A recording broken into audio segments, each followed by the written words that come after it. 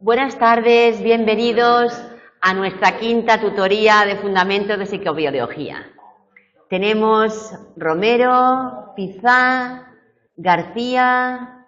Bien, 3 alumnos conectados en directo. ¿Son muchos? Un éxito, ¿eh? Un éxito, 3 alumnos. Muy bien, buenas tardes, bienvenidos. Y todos los presenciales, que cada día somos menos porque como se puede ver la grabación en diferido, cuando no había grabaciones en diferido, la aula estaba llena hasta abajo. Y ahora pues no, porque luego se puede ver en diferido. Bien, hoy vamos a retomar el capítulo número 1. ¿Os acordáis que os indiqué, empezamos por el 2, por el 3, para contextualizar la primera práctica? Y ahora pues, como ya tenemos la primera práctica en marcha, vamos a permitirnos comentar el capítulo número 1. Sí, Tony tenía una pregunta que me va a formular ahora y que yo voy a repetir en todo caso para que los alumnos en distancia pues sepan de qué hablamos. Dime, Tony. Quería preguntarle sobre una errata que está en la página 76. Ya se referencia a la fórmula de la heredabilidad. Página 70. ¿Y por qué no se lo preguntas al equipo docente, Tony? ¿Yo qué culpa tengo?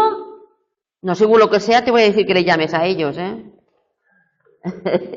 Vale. H cuadrado es igual a la varianza... Espera, estoy en la página 76, me has dicho, ¿verdad? Sí. H al cuadrado, la fórmula abreviada. Sí, la fórmula abreviada, ¿sí? VPA dividido VC, y ahí existe una coma, que es una J.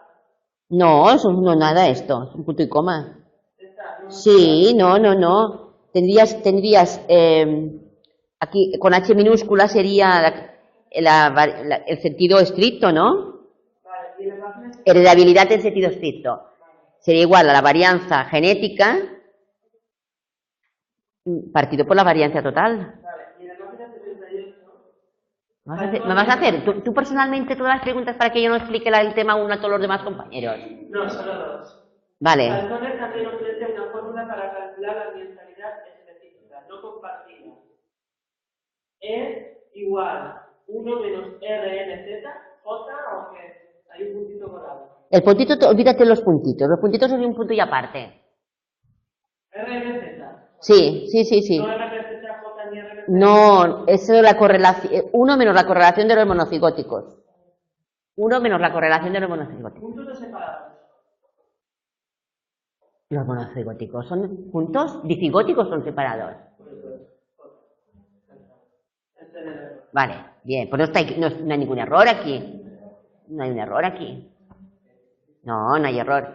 Bueno, como veis, se refería a las fórmulas. Yo espero que los alumnos a la distancia no hayan perdido el hilo, porque yo he repetido lo que tú me decías, más o menos, ¿verdad? Vamos al capítulo 1 a comentarlo.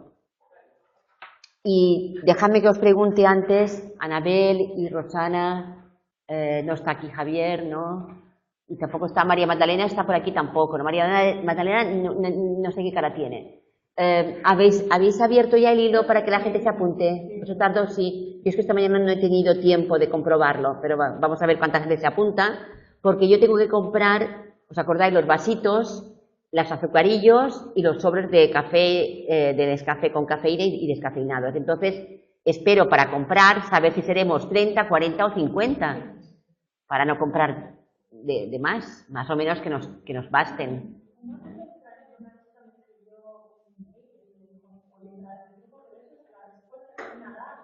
¿Perdón?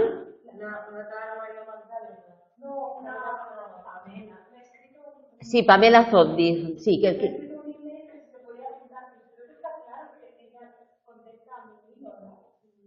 pero te pide que tú tienes que decirle que sí, que te apuntas. Pues tienes que decirle que sí, ya está. Ella se ha inscrito en tu hilo. Y te dice, ¿me puedes apuntar? Tienen que ponerte nombre y apellidos.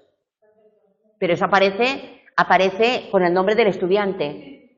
Entonces tú simplemente le dices que sí. Y luego lo que puedes hacer cuando tengas 8 o 10 sujetos, por ejemplo, si quieres tener solamente 8, pues 8, pones un mensaje que diga, bueno, pues aquí cerramos nuestro grupo y lo constituimos 8 personas, más yo que soy la investigadora, y seremos, pues mira, Pamela Zoddi, Mari Carmen García, yo qué sé. No, pero el día 21 tenemos que tomar el café. El día 21 tenemos que tomar el café, o sea que más allá ya no pueden apuntarse. El 21 tomamos el café, ¿os acordáis, A ver, hay un calendario colgado, Tony, ¿no me has mirado el calendario? Pues entonces, ¿de qué dudas? ¿Vale? Venga. Psicobiología. Objeto de estudio de la psicobiología, ¿verdad? Primero la psicología y la psicobiología. ¿Qué estudiamos? Estudiamos el comportamiento humano. ¿Y el pensamiento? ¿Sería conducta? Sí. ¿Los procesos mentales? También. Comportamiento humano y los procesos mentales. Y os dejo la introducción para que la leáis vosotros. No, el cuarto más adelante, porque el cuarto no tiene nada que ver con las prácticas. Y por eso, y la semana que viene vamos a ir al 6.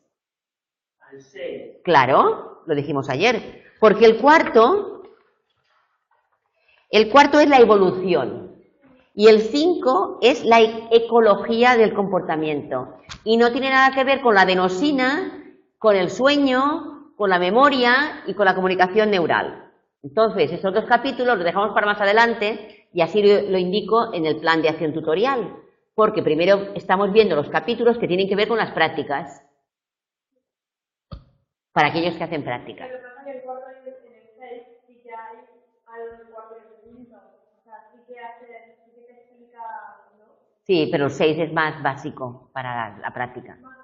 Para la práctica, Para la práctica. Bien, nuestro marco de referencia para estudiar el comportamiento humano va a ser el método científico. El método científico donde hay que tener en cuenta las conductas, los procesos mentales, los hechos observables, verificables, cuantificables. Si bien es cierto que la psicología ha ido variando muchísimo en cuanto a qué es importante de estudio, qué es lo importante para estudiar en cada momento, porque no siempre ha sido igual. Ciertamente, con el avance de muchos instrumentos de medida de neuroimagen, se ha podido tener en cuenta cuáles son los sustratos fisiológicos del pensamiento, por ejemplo, cosa que antes se quedaba en una especie de fenomenología, de estudio fenomenológico. Bien, la psicobiología es una disciplina también de la psicología y por tanto se centra en estudiar el comportamiento humano, los procesos mentales que están en su base. ¿Cuál sería el máximo exponente de su sustrato biológico? Es decir, si hablamos de conducta humana, en la conducta también entran mucha parte de qué dirige la conducta humana, qué es lo que la dirige. Y dentro de los procesos mentales hay una base que sustenta los procesos mentales. Y entonces en ese sustrato estaría el sistema nervioso central, sistema nervioso periférico. Por eso en esta asignatura, Fundamentos de Psicobiología, estudiamos el sistema nervioso central y periférico. Haciendo historia, tenemos aquí el dualismo cartesiano, el dualismo mente-cuerpo, típico de Renato Descartes, donde diferenciaba la parte del alma, sería la mente, y el cuerpo, que sería la parte del organismo, como es más rudimentario. Hay un libro, bueno, luego lo veremos más adelante, pero os lo adelanto, hay un libro de Antonio Damasio que se titula El error de Descartes. Yo este libro lo tengo y yo recomiendo que si queréis hacer poco a poco una pequeñita recolección de libros interesantes, tampoco, porque a ver, en la guía de la asignatura os ponen 50.000 libros de texto como de bibliografía complementaria, creo que lo llaman, pero es que, a ver, no tendríamos una biblioteca inmensa, pero el error de Descartes, a mí me lo recomendó un miembro del equipo docente, un amigo mío, y a mí me encantó leerlo. La verdad es que, aunque no sea, a ver, es un libro científico, pero es un libro muy interesante y muy fácil de entender. Está escrito en un lenguaje muy fácil de entender. Y por eso ya habla del error de Descartes, el error porque no habría tal separación mente y cuerpo. Sería todo más unificado. Darwin, fijaros, en 1871, quiere decir que es como Ramón y Cajal, en 1888, acabando el siglo XIX, hace un montón de tiempo, como su trabajo tan intenso, tan disciplinado, tan buenos observadores, sí, y cómo pueden llegar a esas deducciones. Darwin, por ejemplo, aquí se reían de él, porque en la religión católica no podía comprender que nosotros fuéramos descendientes de los simios o de los... Y fue burlado, se le burlaba, mucha gente se burlaban de él, pero bueno, el origen del hombre y la selección... Gracias. Ramón y Cajal, la teoría neuronal, el sistema nervioso constituido por neuronas y además esa contigüidad, o sea, que las neuronas no estén pegadas, sino que estén unidas, pero que haya una sinapsis, eso fue Ramón y Cajal. Y el microscopio que existía en aquella época, de esos microscopios negros, grandotes, que no servía de mucho. Sí. Bueno, está aquí en la foto, en la fotografía está con ese microscopio. Y las arbonizaciones son las dendritas. Y las dendritas, pues Ramón y Cajal quien dijo que serían las estructuras receptoras, y evidentemente lo son. Y la contigüidad de las neuronas, sobre todo, que no están unidas, sino que están contiguas. Sí, no es lo mismo, Y William James, también en 1890, Principios de Psicología, fue el primer autor que escribe un libro acerca de la psicología, Principios de Psicología. Luego tendríamos James Lang. James es uno y sería y Lang otro, que tiene la teoría de la percepción, ¿no? de la percepción de los estímulos, del miedo, de la emoción. Y Martin Seligman, que lo tenemos en la figura 1.1, que nos habla de que las leyes de aprendizaje varían de una situación a otra de acuerdo con la preparación del organismo. Martin Seligman, este ya es más nuevo, 1970, tiene un libro que se titula La indefensión aprendida. Habréis oído hablar de la indefensión aprendida como una teoría que simularía lo que es una depresión. La indefensión aprendida tiene que ver con ese estado que es homólogo a una depresión vivida, donde el sujeto se da cuenta de que no hay continuidad, que no hay coherencia entre lo que hace y los resultados que consigue.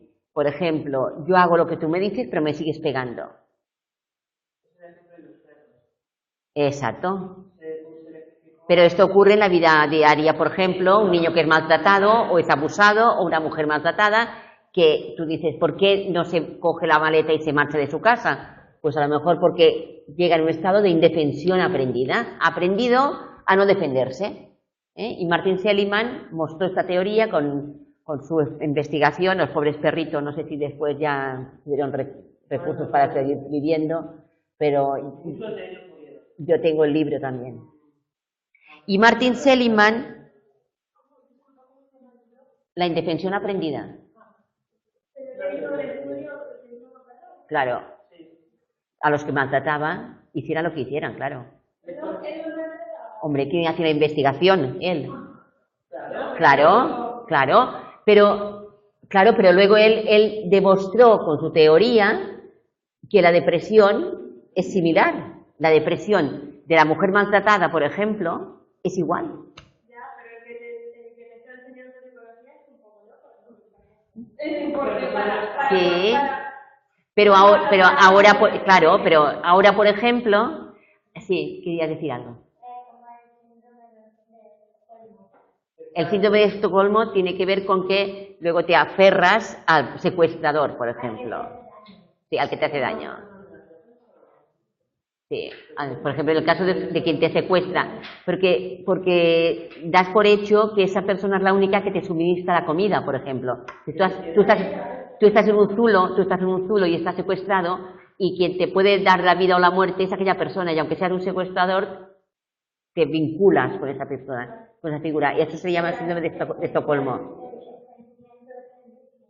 Es parecido, no, pero no es lo mismo, no es lo mismo, no es lo mismo, no. En el síndrome de Estocolmo hay una vinculación con el sujeto que te tiene secuestrado o raptado. No, la indefensión aprendida tiene que ver con tus sentimientos, con tus aspectos cognitivos, con tus aspectos motivacionales, con tus aspectos afectivos.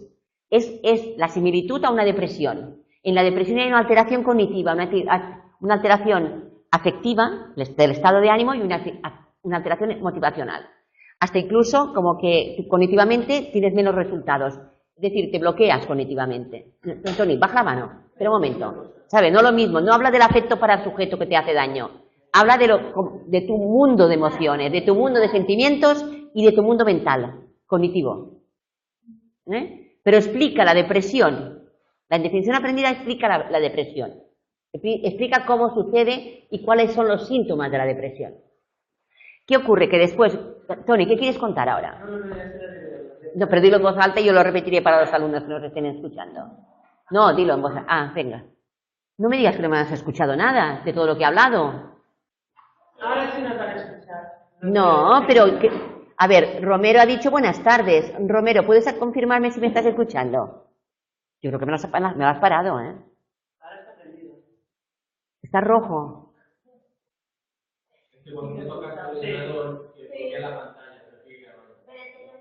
Vale, Romero, ¿puedes confirmarme, por favor? Lo pido a Romero.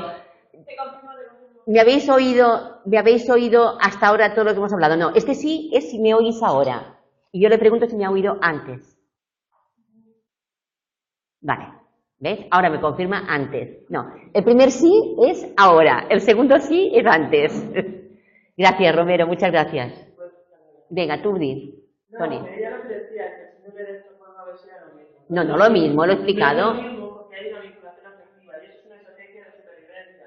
Si tú causas una relación afectiva positiva hacia la otra persona... Es que es el único que te trae la comida. Y si no te trae comida te mueres, ¿sabes? Claro, sí. Aunque sea un bote con papilla. Si él no me quiere, no me la traerá. Es un instinto de supervivencia. Sí, y la indefensión aprendida es una demostración, la demostración de cómo funciona la depresión. No hay una conducta escapatoria antes de tomar agresivo. Porque hay una contingencia, es decir, el sujeto se da cuenta de que haga lo que haga va a recibir el castigo. Y quiero deciros que Martin Seligman, después de haber trabajado con la indefensión aprendida, se ha volcado en la psicología positiva, porque si buscáis ahora, Martin Seligman trabaja un montón con psicología positiva, es decir, ya no va a trabajar con la psicopatología o la investigación en la psicopatología, que sería la depresión, sino que se ha centrado en la psicología positiva, el optimismo, el bienestar, la autoestima, todo lo que sea, WISE. Yo creo que de alguna manera ha intentado compensar los años de estudio en psicopatología, ¿entendéis? Y va a vender más, sí. Es como que la depresión, la persona que tiene depresión piensa que cualquier cosa no tiene motivación, porque cualquier cosa que haga piensa que no va a hacer. Claro, no. Siempre no va a un psicólogo para que vea otro. Sí, porque el aspecto cognitivo queda bloqueado. El aspecto cognitivo queda bloqueado. Pienso con la teoría funcional de Weiner. Si tú atribuyes todos sus éxitos a probabilidades externas y no... Pero esto es Weiner es otra historia ahora, ¿eh? Esta es la teoría de la atribución. Hay una depresión. Sí, pero Martin Seligman se unió con Abramson y Seligman. Sí, no sé por qué está aquí sentado, ya de verdad. Pero luego pone copia de PP1. Tony, esto lo vas a cambiar. Dice que sueña con que... Sí, yo le digo, mira, a Tony Coy le pasan cosas extrañas. Perdona, voy a comprobar. Dice ok, muy bien. Romero dice ok. Bueno, seguimos, ¿verdad? También recordamos, estamos haciendo un barrido histórico, si os dais cuenta, ¿eh? Watson, por ejemplo, ¿os acordáis estaba sumergido en la etapa más científica supuestamente científica de la psicología, que era solamente trabajar lo que es observable, las conductas observables. Claro, entonces las conductas observables es lo que puedes, estímulo y respuesta, y no tenía en cuenta para nada el organismo nada, estímulo-respuesta. Fijaros, William James, en la página 4, figura 1.3, tenemos a William James, el padre del funcionalismo, y aquí él ya tenía en cuenta los procesos mentales como actos que permiten la adaptación de los sujetos en las circunstancias concretas. Bueno, y Watson, los conductistas y el paradigma estímulo-respuesta. Después de los conductistas vendrían los neoconductistas, como Spence, Hull, y ya tenían en cuenta cierto organismo, pero como si fuera un hábito, ¿no? El hábito de la conducta, el hábito de estímulo-respuesta, y creían ciertos hábitos. Después tenemos también aquí a Dunlap, ayudar a los estudiantes de psicología que no han realizado cursos de biología, ya entran más hacia dentro de la biología, psicobiología, o Yerkes, también estudió muchísimo sobre percepción, sensación, aprendizaje. ¿Os acordáis de la curva de Yerkes-Dodson? ¿Lo habéis visto? La relación entre el nivel de activación y el rendimiento. Esa curva de... ¿Sabéis de qué os hablo? Sí, pero yo no sé, tú sabes lo que es, pero ellos lo saben. ¿Sabéis la curva de Yerkes-Dodson? Es una curva en forma de U invertida, como una U mayúscula, pero invertida. Y como decía Tony, claro, si tenemos en la ordenada, tenemos las puntuaciones de rendimiento, por ejemplo, las notas, de 0 a 10, y en la FISA, que sería la parte baja, tendríamos el nivel de ansiedad, de activación. Pues claro, con muy poca activación tenemos bajo rendimiento. ¿Por qué? Porque estaremos desmotivados. Con muy alta activación tendremos puntuaciones bajas porque estaremos muy estresados, muy nerviosos. Y el estrés, el exceso de ansiedad, puede bloquear nuestros procesos cognitivos. Por eso puede ocurrir que vas a un examen y te quedas en blanco, porque te bloqueas de tan nervioso que estás. Y el punto medio, como decía Tony, que sería esa activación mediana en que nos da un poco de marcha, ¿no? El estrés, el poquito de estrés que te da marcha pero que no te agobie, pero que te pones a estudiar y dices, hoy me tengo que poner a estudiar, hoy que tengo tal, y ese poquito de marcha tiene los mejores rendimientos, pues este es Yerkes. Y luego ya entraríamos en la etapa de la psicobiología, que es cuando ya la psicología tiene en cuenta el organismo, pero el organismo de una manera donde sería fundamentado por estudios científicos, el sistema nervioso. Entonces ya aplicaríamos técnicas que se tienen más recientes que no existían anteriormente, porque el organismo también había sido motivo de estudio antes que Watson, cuando la época de la fenomenología, el mentalismo, el masmerismo, creo que era el masmerismo también, donde había una especie de fuerzas que se aplicaban sobre el cráneo y las tensiones. sí, y la fenomenología dependiendo de la distribución del cerebro y de la forma externa del cráneo, Entonces, pero la psicobiología tiene en cuenta el organismo desde base más científica. Explicación de la conducta, vamos a ello. Y en la conducta y los procesos mentales son, algo que nos ha permitido, lógicamente, adaptarnos al entorno.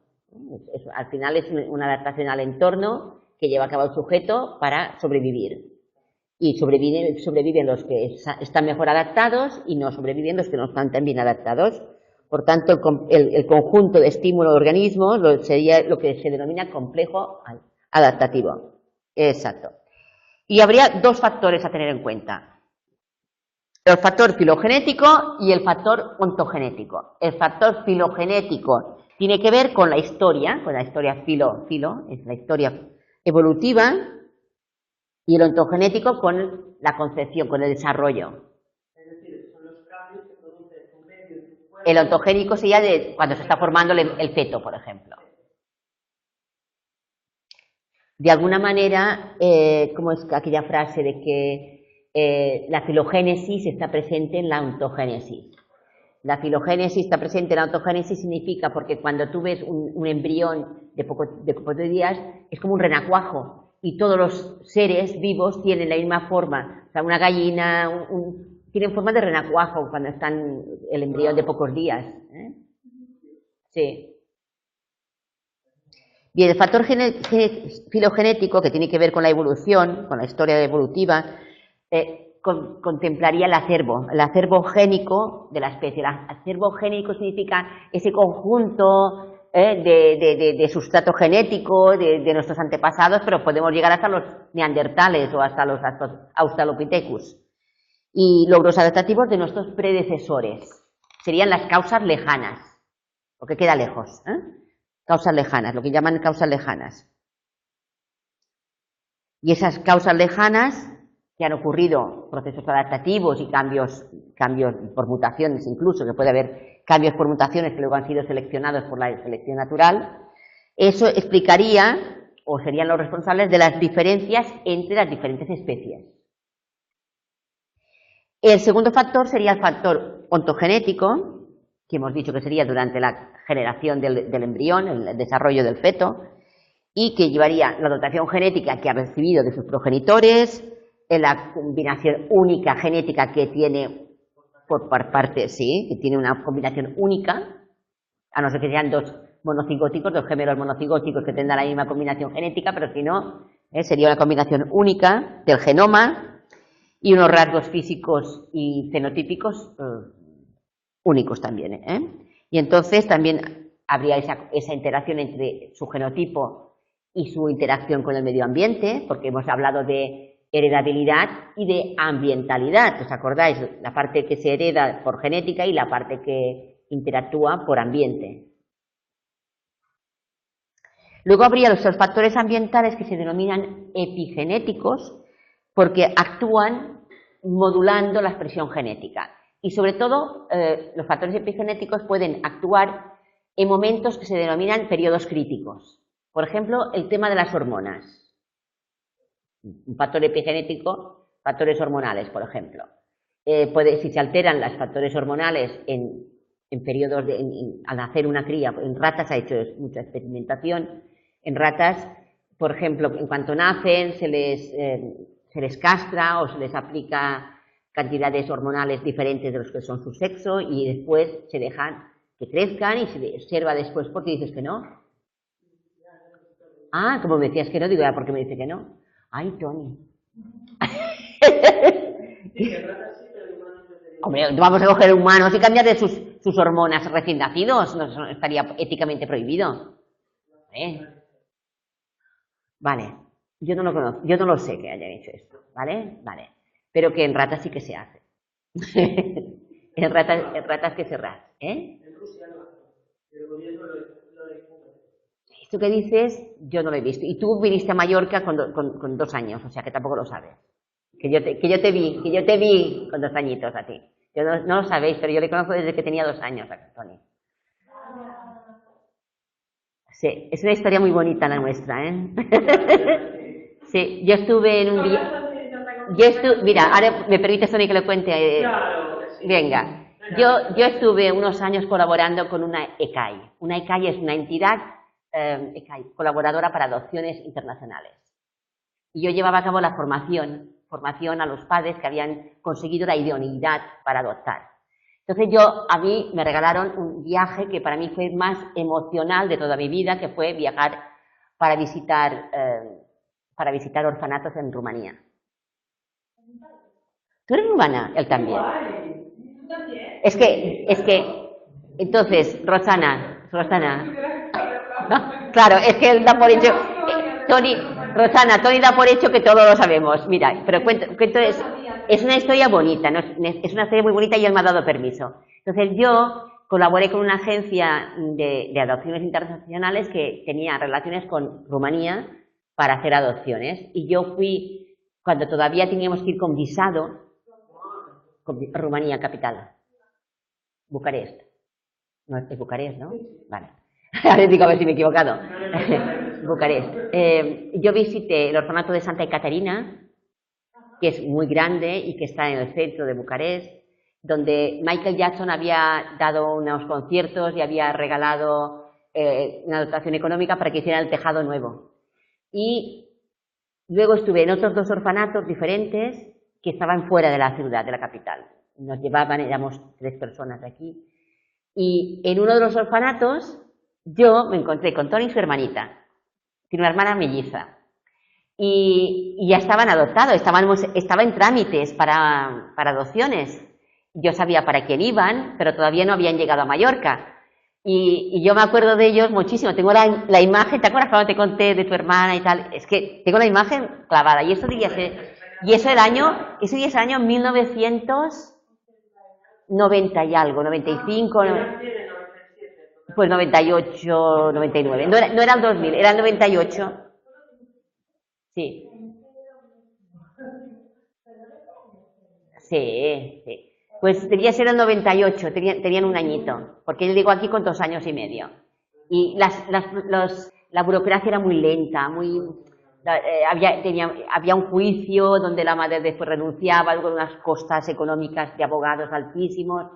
Y yo me acuerdo que lo que me daba más pena era marcharme sabiendo que quedabais, porque quedabais allí. Cuando yo me marché, yo fui 3 días, pero tú y tu hermana quedabais allí todavía, que ya nos los hubiésemos llevado dentro de la maleta a Tori y a su hermanita. Sí, sí, sí. Y yo le recuerdo con 1 año y algo, a él y a su hermanita, que tu hermana no viene a estudiar, pero yo me acuerdo de ella un montón. Era rubita. Sí. ¿Y están los 2 aquí? ¿Están aquí? Sí, les adoptaron a los 2, por no separarlos, los adoptaron a los 2. Qué bonito, es una historia muy bonita. Pues te la he contado, con tu permiso, Tony. Sí. Cuando vino la primera vez que vino y se presentó, dice, supongo que tu madre te vio decir que no sé, ¿cómo supiste de mí? No, sí, mi madre me comunicó. Claro, porque me dice y tal. Pero es que yo tengo la imagen de ellos en una salita pequeña y jugando. Y el virus de tu hermana que tenía alopecia. Y me acuerdo perfectamente. Wow, sí, es verdad. Alopecia, sí. Me acuerdo. Pero la alopecia era condicionada por falta de higiene. Claro, pero yo me acuerdo de esa imagen de esta niñita con alopecia. Sí. Y ya ves tú, los años que hace, pues igual hace 20 años. El cuerpo era Sí, sí, sí. Pero bueno. Y luego ya, cuando Rumanía entró a tener relación con la Comunidad Europea, ya se cerró las adopciones, ya cambió y pero la ICAI cerró, o sea, la entidad colaboradora que la dirigía a unos abogados, y yo colaboraba en la formación. Yo daba formación psicológica a los padres y les prevenía, sobre todo porque luego siempre habían... Bueno, pues les prevenía para las dificultades que podían encontrarse, porque había dificultades. Sí. Sobre todo porque cuanto más tiempo pasa en los niños, donde no reciban los estímulos necesarios, pues claro, hay carencia después. Es eso, es el tiempo, porque si pudieras adoptarlos inmediatamente, cuanto menos tiempo, mejor. Pero había niños que eran mayorcitos, había niños que eran adoptados con 6 años. Y a los 14 años salían fuera del orfanato. Yo no sé ahora cómo funciona, Rosana, pero cuando yo estuve, a los 14 salían, 14. Y los 14 son críos todavía. Es mejor no estar en orfanato, claro. Noticias, claro. Mira, ¿puedo decir una cosa? Claro que sí. Hubo una campaña para reducir la población de niños. Yo en todo caso, ven a hablar aquí, bueno, te lo pongo aquí, te escucha, ¿verdad que sí? Sí. Y lo que hacían era para reducir, justificando que los niños tenían un retraso de desarrollo, les hacían una terapia que les daban un trabajo. ¿Qué dices? Esto yo no lo he visto, yo no vi ningún niño con un clavo en la frente. Tony, no me vas a dejar dormir esta noche a mí con estos disgustos. Bien, déjalo, sí. Yo te aseguro que no vi ningún niño con ningún clavo en la frente, ¿eh? No. Sí. No, porque está contando que había una terapia con un clavo en la frente, yo prefiero más no saberlo ahora mismo. Porque además no sé si es verdad, Tony. Pero si tú viniste con 2 años, ¿cómo lo sabes? Si tú no lo has visto. Vale. Has buscado. Bueno, perdonad, quizá García y Romero, la historia que hemos contado, y Tony aquí que nos quería contar más cosas. Pero este tipo de investigaciones, como yo no las conozco, las vamos a dejar paradas. ¿Ya os parece? Bien, todo ello porque hablamos de los factores ambientales. Los factores ambientales en la interacción, en el crecimiento, en el momento, periodos críticos que suelen ser durante, claro, previos al nacimiento, durante el nacimiento y posteriormente en poco tiempo. Entonces, luego nos habla de la plasticidad neuronal, que conocemos, ya hemos visto, que sería esa capacidad que tiene nuestro sistema nervioso para adaptarse a las circunstancias cuando nos falte algo y sustituir funciones, por ejemplo. Y bueno, y esas serían, el factor ontogenético serían las causas próximas del comportamiento, y serían las características generales de nuestra especie. Por tanto, la psicobiología considera que la conducta, y tenemos aquí en la página 7 tenemos en letra inclinada, letra cursiva, tenemos una descripción de lo que considera que es la conducta desde el punto de vista de la psicobiología. Lo digo porque si fuera pregunta de examen, que es demasiado fácil para que sea pregunta de examen, pero bueno. Bien, y aquí sí nos habla de nuevo del estado mental, de la mente, del estudio del cerebro, de la evolución cerebral y de las bases científicas del estudio como método científico de la mente, dejando ya especulaciones de tipo fenomenológicas. ¿Y las disciplinas de la psicobiología cuáles serían? Pues bueno, dentro de las causas lejanas tendríamos la psicología evolucionista. Hemos hablado de historia evolutiva, por tanto, la evolucionista sería quien estudia esas causas lejanas y esas relaciones filogenéticas entre diferentes especies. Esos estudios se centrarían en diversos animales, en conductas de diferentes animales, en medios naturales, y cuando se convierte en el estudio actual de la conducta en diferentes animales en su ecología, estaríamos hablando de etología, de estudio de los animales, etología. Etología en condiciones naturales. Luego, la neuroetología tendría que ver con el estudio de diferentes animales, en sus medios naturales, pero estudiando su sistema neural, su sistema nervioso dentro de esas conductas naturales. Luego tendríamos la ecología del comportamiento, dentro de la ecología del comportamiento, cuando estudia los procesos ecológicos, estrategias de conducta de las especies, también en sus nichos, en sus implicaciones ecológicas.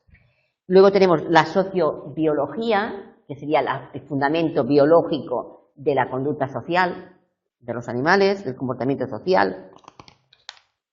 ¿Qué más tenemos? Genética de la conducta, las bases genéticas, y que nos llevaría a qué tipo de conducta nos llevaría a cierto conjunto de genes.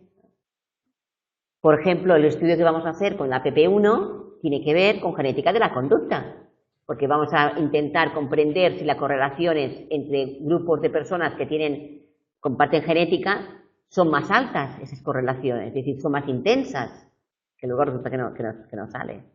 No sale así porque también hay correlaciones muy elevadas entre amigos y sujeto. Sujeto-hijo o sujeto-alumno con sus amigos suelen tener correlaciones muy altas también.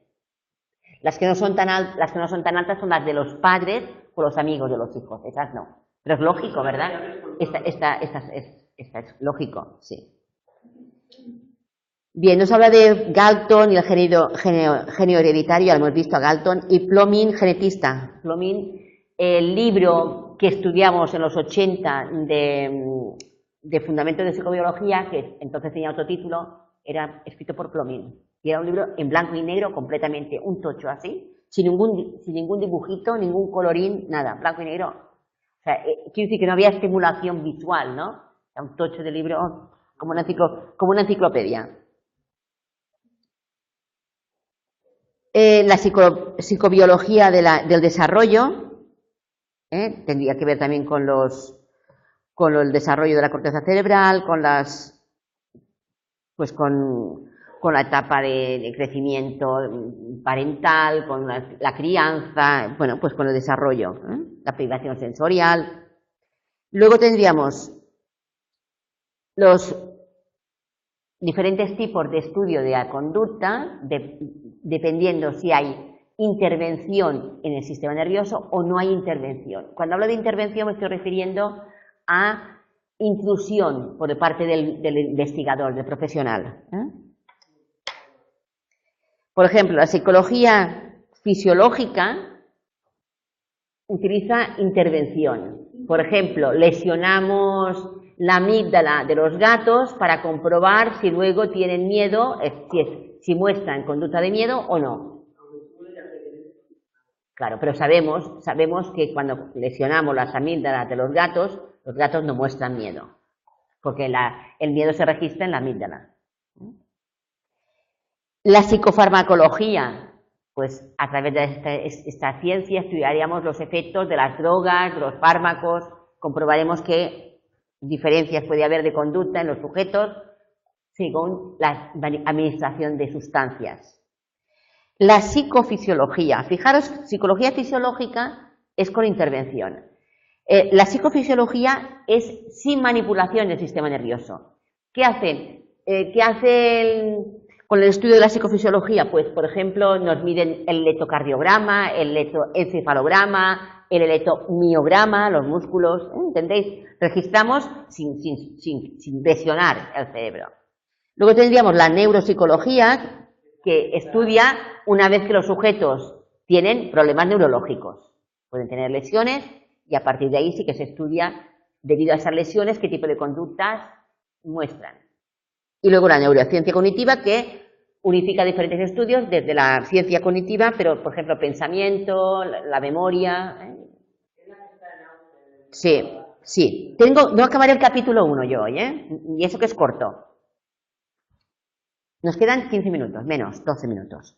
Por tanto, las estrategias de investigación de la psicobiología sería el método hipotético deductivo. Es el método por excelencia científico, método hipotético deductivo, donde a partir de la observación de unas circunstancias, de unas repeticiones, de un hecho observable, a partir de esa observación, el sujeto, que es el investigador, y también debido a su experiencia y su paradigma, es decir, su paradigma significa pues aquel conjunto de conocimientos que guían su trabajo, va a realizar una hipótesis, va a generar una hipótesis, a ver si esto ocurre así cuando ocurre así, vamos a ver qué relaciones hay entre una cosa y la otra, y entonces llevará a cabo una contrastación empírica. Se contrastan casos concretos a partir de una hipótesis establecida. Y los términos son, los términos relativos serían de probabilidad, por supuesto. Tendríamos dos métodos de investigación, que serían la experimentación y la observación. En la experimentación, el experimentador cuenta con las variables independientes, que puede ser una o más, y las variables dependientes, que serán los resultados. La variable independiente marcará y podrá manipular una serie de niveles de experimentación, y las variables dependientes serán los efectos, los resultados, causa-efecto. Dentro de la observación será un tipo de trabajo en el que no puede manipularse la variable independiente. Por ejemplo, yo no puedo manipular, cambiar o según qué cosas cerebrales, ¿no? Pero sí vamos a poder pasar unos test de personalidad y saber quiénes son más extravertidos, quiénes son más introvertidos, hacer dos grupos que puntúen máximas puntuaciones, extraversión e introversión, y luego probar pruebas de memoria y ver si tienen más memoria los extravertidos o los introvertidos. Y la memoria puede ser probada o constatada a corto plazo y a largo plazo. Es algo que hemos hecho aquí en la UNED con un grupo de alumnos hace años. Alumnos maestros, lo hicimos durante varios años, grupos maestros de una asignatura que se titulaba Psicología de la Personalidad y que era un curso puente para maestros que querían hacer psicopedagogía, una carrera que ahora ya no existe. Era una licenciatura de segundo ciclo y llevamos a cabo ese tipo de trabajos. Y luego aplicábamos la TD Student como método estadístico. Lo hacíamos todo a mano, pasábamos test, no fui nada. Un trabajazo. Bueno, y entonces tenemos esos dos métodos, experimentación y observación. Bien, la falsación se habla Popper del falsacionismo, significa que cuando tú publicas un trabajo de investigación, sea de experimental o observacional, otros investigadores tienen que poder falsearla, es decir, hacerla y que salgan unos resultados diferentes. Si la hacen y salen unos resultados diferentes, significa que lo que tú has hecho era, pues a lo mejor debido a las circunstancias, al momento, pero que no se puede convertir en una teoría, porque no se puede generalizar. Si no es falseable, si salen los mismos resultados, hombre, eso es bueno para la primera investigación. Es decir, se va consolidando la investigación, ¿entendéis? Es importante la contrastación, la falsificación, el intento de falsación de una investigación. Y luego tendríamos, el tipo de intervención puede ser conductual o somática. Intervención conductual, cuando la variable independiente sería la conducta, y el resultado podría ser, pues, el organismo, por ejemplo.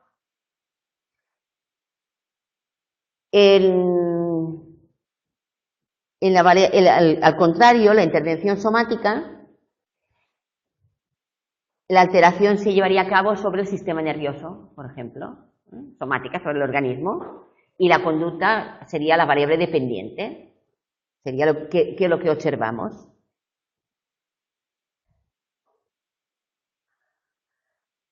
En la figura 1.8 tenemos a Donald Hebb, fue un gran fisiólogo, y además Hebb fue el que por primera vez demostró que en el aprendizaje, en la memorización, en lo que aprendemos, en la experiencia, hay cambios a nivel neuronal. Hay cambios. Es decir, a corto plazo, la memoria a corto plazo habría ciertos circuitos que se modifican, pero a largo plazo, la memoria a largo plazo implicaría modificaciones estructurales de las neuronas y además permanentes. A largo plazo. Muy bien, Tony me dice que sí. No, no digas nada más porque estamos de acuerdo.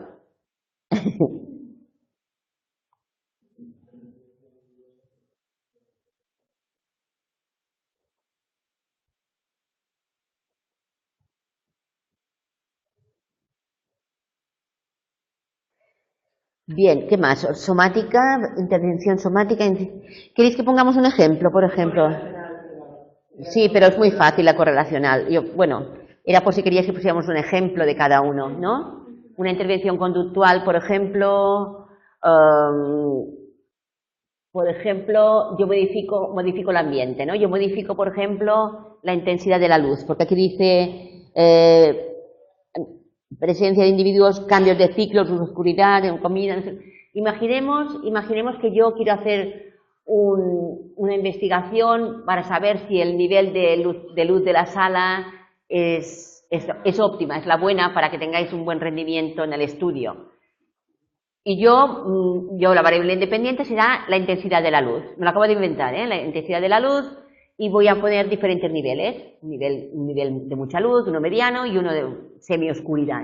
Y luego pues vosotros vais a estar leyendo o estudiando, y luego pasaré unas pruebas de evaluación de lo que habéis estudiado, de lo que habéis de memoria, por ejemplo. Y yo lo que quiero comprobar es si los que han estudiado con mejor nivel de luz, pues tienen mejor rendimiento. Entonces yo he modificado algo externo.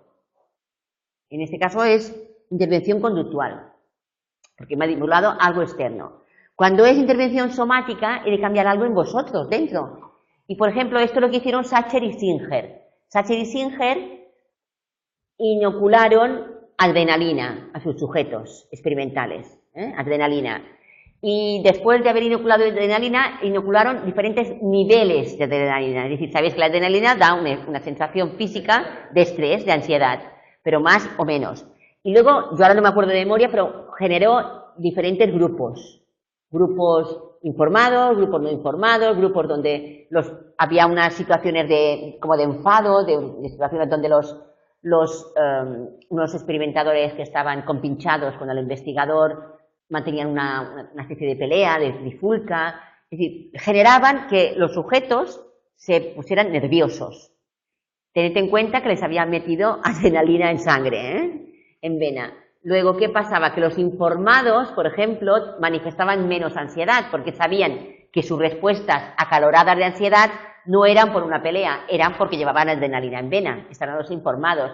Los no informados atribuían que el exceso de tasa cardíaca o de sudoración de la piel venía porque se habían discutido unos compinches del investigador.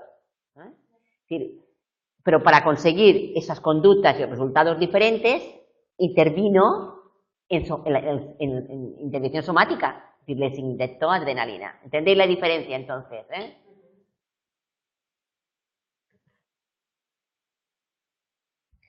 Y luego tenemos aquí el aparato estereotáxico, tenéis aquí en la figura 1.10, bueno, es ese aparato que permite operar con precisión, también se utiliza con humanos, no para investigar o no para hacer investigación de psicología fisiológica, sino para poder operar con precisión.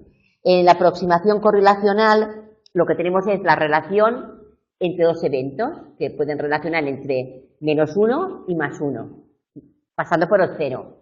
En el 0 no habría ningún tipo de relación. -1 sería que hay una relación completamente opuesta, y en la correlación 1 es que hay una correlación muy directa y muy positiva. Cuando uno dice A, el otro dice A.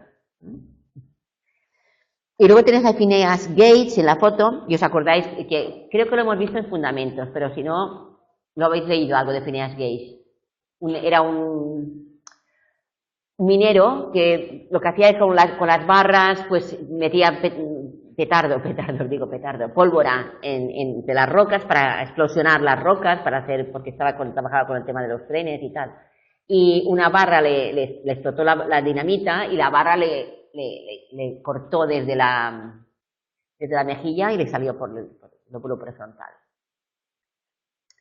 Le curaron, mejoró y dijeron, oh, milagro, mira, se ha curado. ¿Qué pasó? Que al cabo de un tiempo Phineas Gage llevaba conductas completamente erráticas, abandonó a su mujer, cambiaba de trabajo, se metía en peleas, broncas, es decir, una conducta completamente errática, sin ningún tipo de planificación.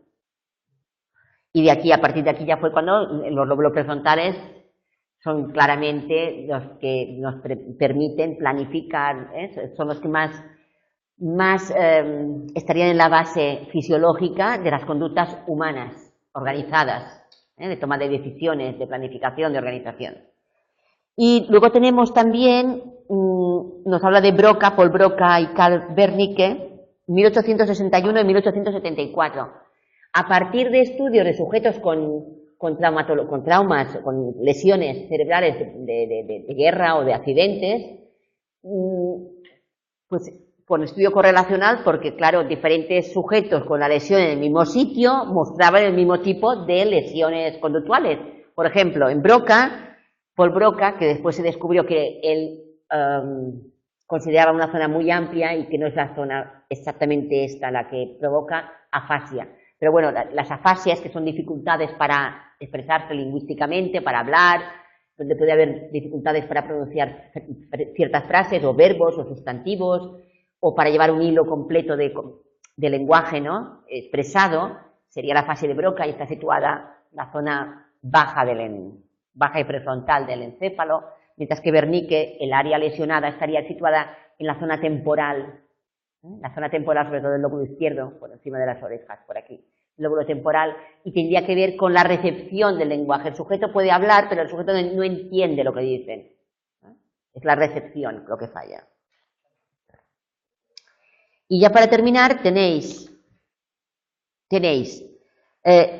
diferentes sistemas de estudio del encéfalo en vivo, en personas sin hacer una intervención de trauma, en vivo. Por ejemplo, el TAC, la resonancia magnética nuclear, la resonancia magnética funcional, que todavía es más precisa, la tomografía por emisión de positrones. Son diferentes sistemas donde lo que se puede medir o se observa puede ser o bien si el riego sanguíneo es correcto, o si existen tumores, o por ejemplo en la tomografía por emisión de positrones y en la resonancia magnética funcional lo que se evalúa es el nivel de actividad las neuronas, el nivel de actividad de glucosa, que es de que se alimentan las neuronas, o de oxígeno, de glucosa con la TEP y de oxígeno con la resonancia magnética funcional. Saber que ciertas áreas del encéfalo están más activadas dependiendo de qué tipo de actividad está realizando el sujeto. Por ejemplo, no es lo mismo mirar la televisión de un programa de esos que clic, clic, clic, clic, ¿sí? que hacer matemáticas, por ejemplo, donde tienes que estar estrujándote el seso, o mientras estás pasando un examen, por ejemplo, donde está todo ahí, todo activado. Y aquí lo que podéis ver, por ejemplo, es las TEP combinado con la resonancia magnética nuclear de personas, sujetos normales, sujetos con autismo, y os muestran en dibujos cómo la resonancia magnética nuclear no da tanta información como la TEP, por ejemplo. La TEP, al dar la información en coloreado de qué zonas están más activadas o menos activadas, nos da más información. Luego hay zonas que están solapadas. Y yo creo que de aquí ya no puedo deciros nada más. Está todo dicho. Pasaremos al capítulo 6 para la semana que viene, ¿de acuerdo? Voy a cerrar y me voy a psicología fisiológica ahora. ¿Sí? Te puedes apuntar a un grupo de los 4 que se han formado